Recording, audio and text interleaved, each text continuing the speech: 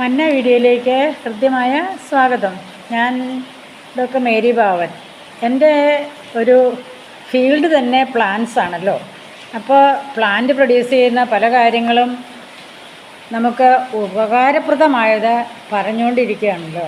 ഇത് കണ്ടോ, 2-3-4 കുപ്പി കൊണ്ടൊക്കെയാണ് വന്നിരിക്കുന്നത്. ഇതെന്താണെന്ന് മനസ്സിലായോ? ഇതാണ് കായം. കായം നമ്മൾ 2 തരത്തിലുണ്ട്. കറിക്കായമുണ്ട്, പാൽക്കായമുണ്ട്.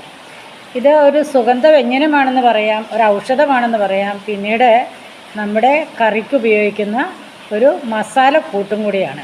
പക്ഷേ ഇത് വെറും മസാലയായിട്ട് നിങ്ങളിതിനെ കണക്കാക്കരുത്. ഒരുപാട് ഔഷധ ഗുണങ്ങളുള്ള ഒരു സുഗന്ധവ്യഞ്ജനം കൂടിയാണ്. നല്ല മണമുണ്ടല്ലോ ഇതിന്. എൻ്റെ പേര് ഫെറൂള അസാഫോയിറ്റിഡ എന്നാണ്. അസാഫോയിറ്റിഡ എന്നാണ് ഈ കായത്തിനെ ഇംഗ്ലീഷിൽ പറയുന്നത്. ഫെറൂള എന്ന് പറയുന്ന ചെടിയിൽ നിന്ന് ആണ് ഈ കായം ഉൽപ്പാദിപ്പിക്കപ്പെടുന്നത്.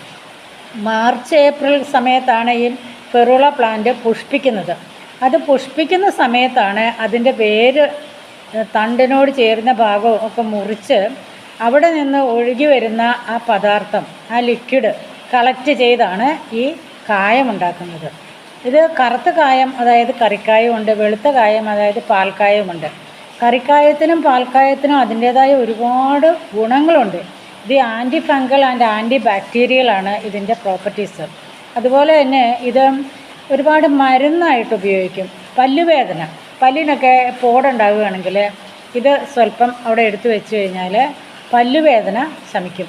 അതുപോലെ ആർത്തവ സമയത്തും അല്ലാതെ ഉണ്ടാകുന്ന വയറുവേദനയ്ക്ക് ഇത് വെള്ളത്തിൽ കലക്കി കുടിക്കുന്നത് നല്ലതാണ്. അതുപോലെ ഇത് മോരിൽ കലക്കി കുടിച്ചാലും നല്ലതാണ്.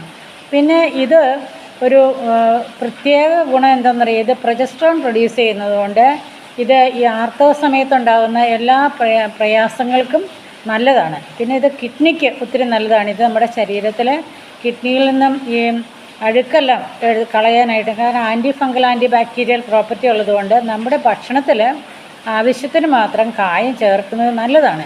പാൽക്കായം പണ്ടൊക്കെ നമ്മൾ കുഞ്ഞുങ്ങൾക്ക് എപ്പോഴും വയറുവേദന വരുമ്പോൾ കലക്കി കൊടുക്കുമായിരുന്നു. ഇപ്പം ആ കാലമൊക്കെ പോയില്ലേ. അങ്ങനെ അധികം ആരും കായത്തെ ആശ്രയിക്കാറില്ല. പക്ഷെ കായം സാമ്പാർ, രസം, അച്ചാർ, അതുപോലെയുള്ള എല്ലാ പ്രിപ്പറേഷൻസിലും നമ്മൾ ഉപയോഗിക്കുന്ന ഈ കാരണം കൊണ്ടാണ് ഇത് ഉപയോഗിക്കുന്നത്. അന്ന് മുതൽ നമ്മുടെ ഫോർഫാദേഴ്സിന് ഈ കായത്തിൻ്റെ anti fungal anti bacterial properties അറിയാവുന്നത് കൊണ്ടാണ് ഈ കറികളിലൊക്കെ അന്ന് മുതലേ അവർ നമ്മളെ ഇത് ചേർത്ത് പഠിപ്പിച്ചു വന്നിരുന്നത്.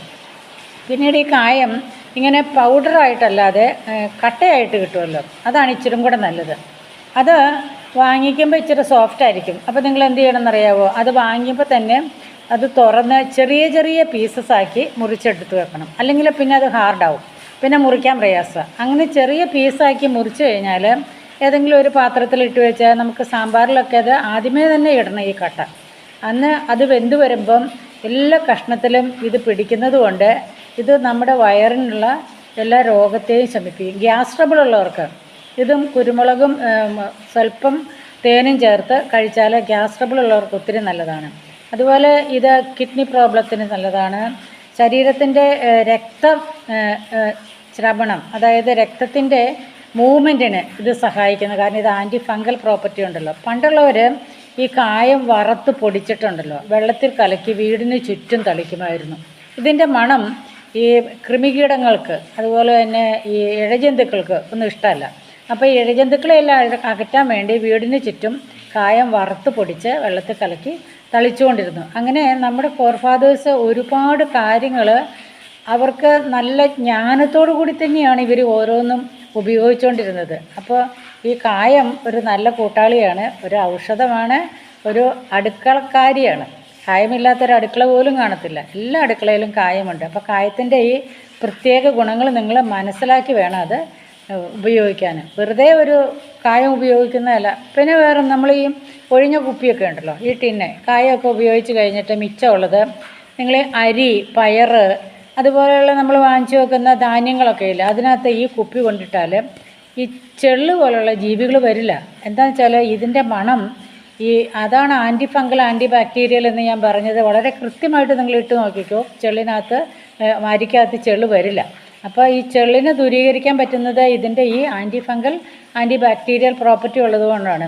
അപ്പോൾ ഇങ്ങനെ ഇതൊരു വേദന സംഹാരിയായിട്ടും നല്ലൊരു ഡൈജസ്റ്റീവ് ഹെൽപ്പ് ചെയ്യുന്ന ആളായിട്ടും ഗ്യാസ് പ്രോബ്ലം ഉള്ളവരുണ്ടല്ലോ, ഇത് വറുത്ത് പൊടിച്ച് ചെറിയ വെള്ളത്തിലോ മോരിലോ കുടിച്ചാൽ അതിനൊത്തിരി കുറവുണ്ട്. അപ്പോൾ ഈ ഒരു വീഡിയോ നിങ്ങൾക്ക് ഒത്തിരി ഉപകാരപ്പെടും. ഇതിൻ്റെ ഗുണഗണങ്ങൾ അറിഞ്ഞുകൊണ്ട് ഇനി സാമ്പാറും രസവും അച്ചാറും ഒക്കെ ഉണ്ടാക്കി കഴിക്കണം കേട്ടോ.